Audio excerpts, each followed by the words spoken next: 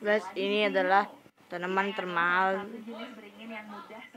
seharga 350 juta. Jenis-jenis tanaman bonsainya ini ya guys.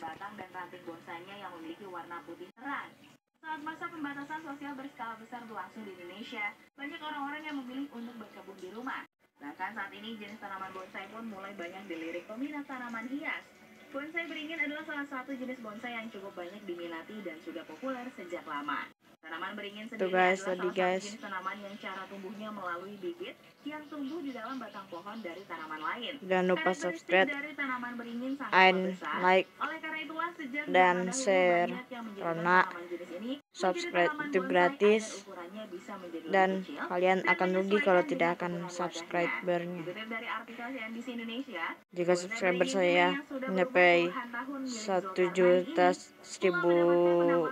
atau 1 juta subscriber, kalian akan aku mengasihkan uang seharga 50.000.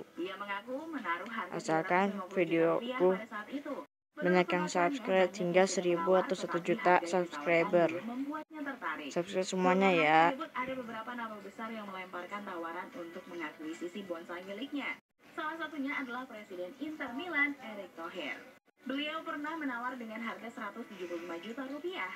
Tawaran untuk beringin kimeng milik pria satu ini juga berasal dari kalangan jenderal, tetapi tetap saja menurut Zulkarnain harga yang ditawarkan belum ada yang cocok untuknya.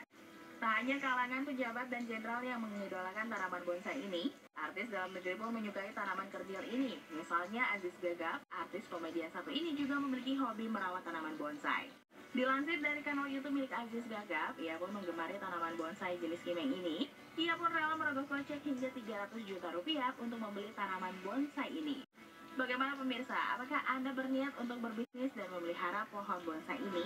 Pekerjaan yang bisa dibilang cukup santuy atau santai ini untuk dikerjakan ya. Bahkan saking santainya sampai tidak dianggap sebagai sebuah pekerjaan loh teman-teman. Nah, dan pada akhirnya juga pekerjaan santuy ini tetap menghasilkan uang yang cukup banyak juga teman-teman.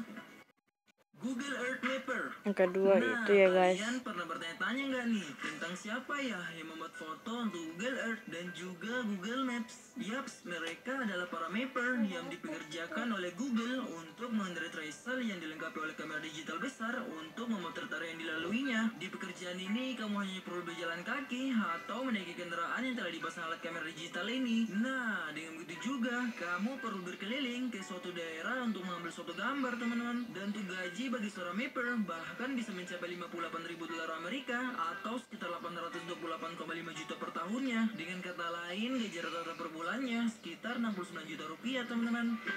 Penulis naskah. Siapa nih dari kalian yang pernah menangis setelah nonton film drama? Bahkan sampai tertawanya pun terbahak-bahak. Pertama ya guys. Pada tahu nggak nih kalau semua itu merupakan akibat dari alur sebuah film yang didukung oleh naskah narasi, dan tokoh pentingnya di sini adalah sang penulis naskah teman-teman. Nah, asal kalian tahu juga nih, sebelum membuat video ini, seorang penulis naskah juga perlu menulis naskahnya terlebih dahulu buat bahan dasarnya teman-teman, sebelum memulai proses rekaman suara. Dan untuk gaji yang ditawarkan seperti ini bukan dari ini yaitu kisaran 20 juta hingga 200 juta untuk proyek film ya. Namun untuk proyek jangan abaikan omongan tadi ya, orang nggak